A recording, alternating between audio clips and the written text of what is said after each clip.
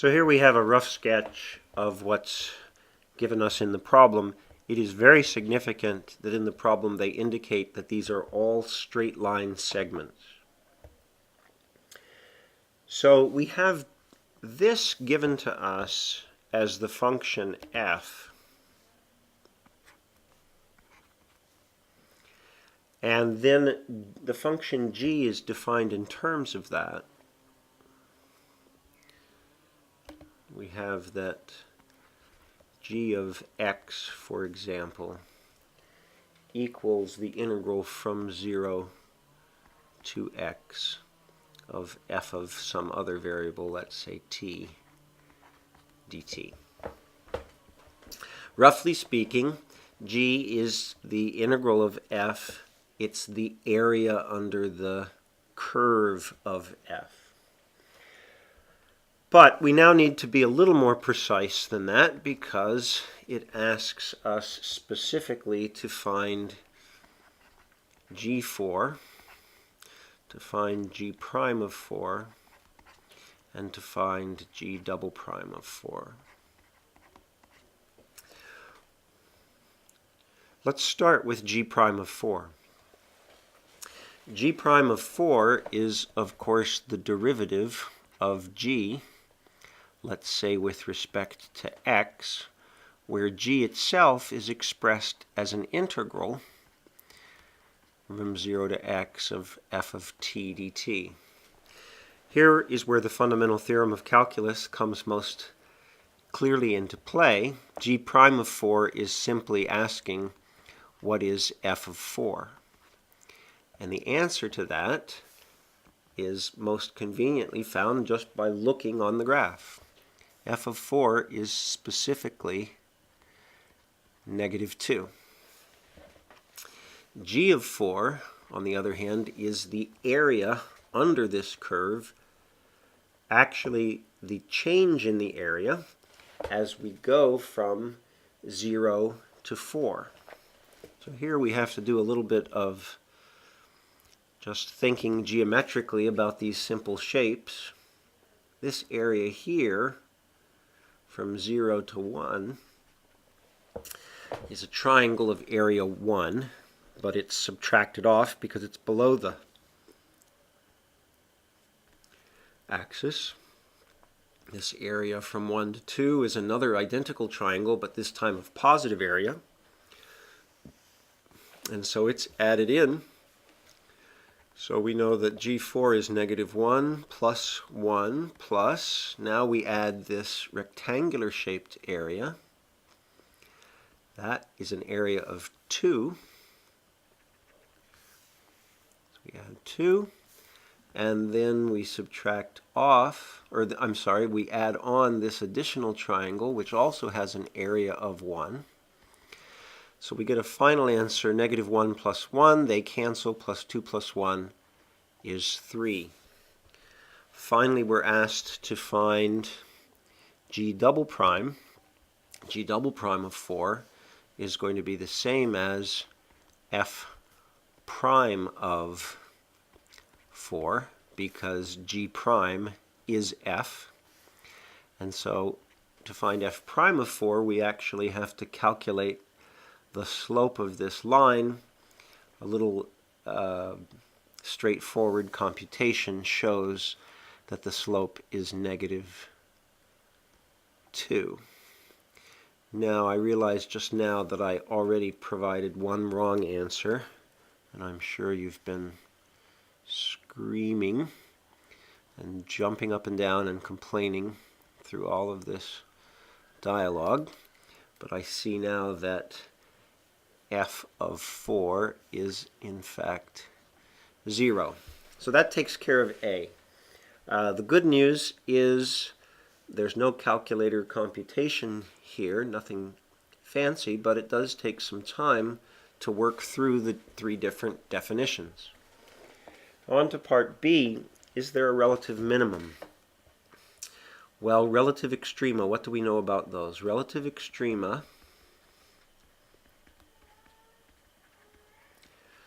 of function g are found by inspecting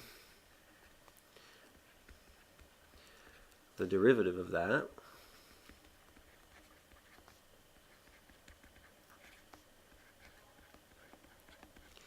Okay, and in particular, they want to know what's happening at x equals 1. And the answer is, as we go from left to right, g prime of x goes from negative to positive.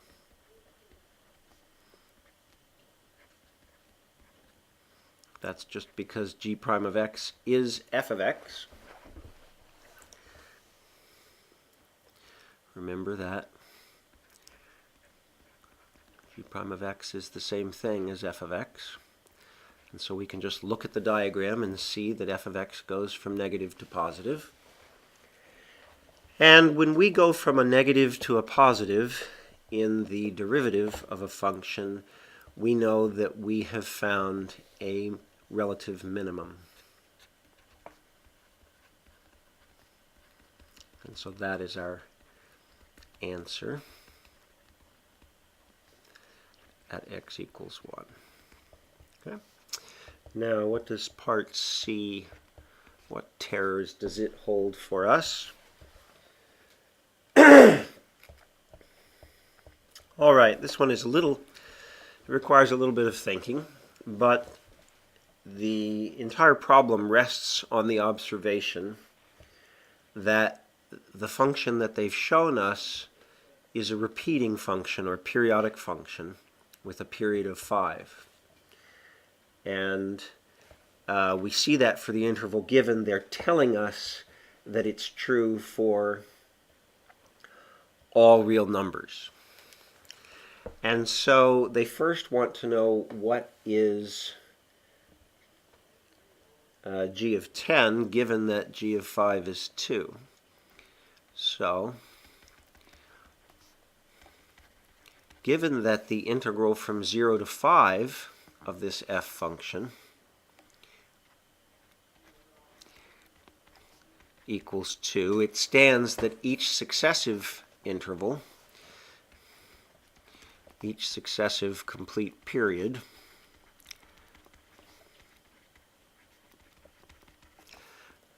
complete cycle of g, adds an additional 2, because that's the additional area under the f curve, adds plus 2. Therefore, g of 10 equals 2 times g of 5. Next, they ask about g of 108. They want to know a tangent line through x equals 108 and the height being g of 108. So we need to know both the height as well as the slope of the curve at that point. Well, we know that the height is g of 108. And g of 108 is 21 cycles, 21 g5s. And each g5 is 2, so that's 44. Plus, we have to integrate from 105 up to 108, because that's a partial cycle. Well, going from 105 to 108 is no different than going from 0 to 3. And we can see that integrating from 0 to 3, we lose 1, we gain 2.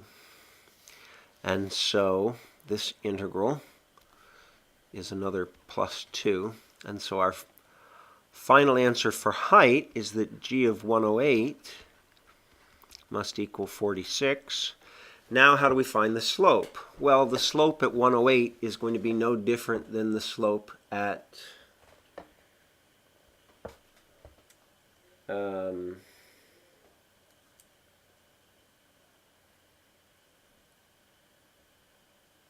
3. And the slope of the g function is the same as the height of the f function, because one is the derivative of the other. At 3, the height of the f function is clearly 2. And so g prime of 108 equals f of 108. And that's the same as f of 3, and that equals 2. Put it all together into point-slope form.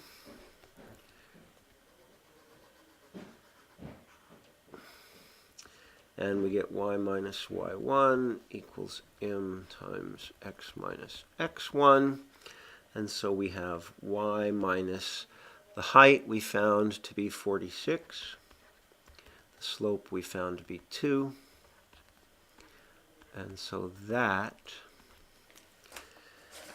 is our complete equation.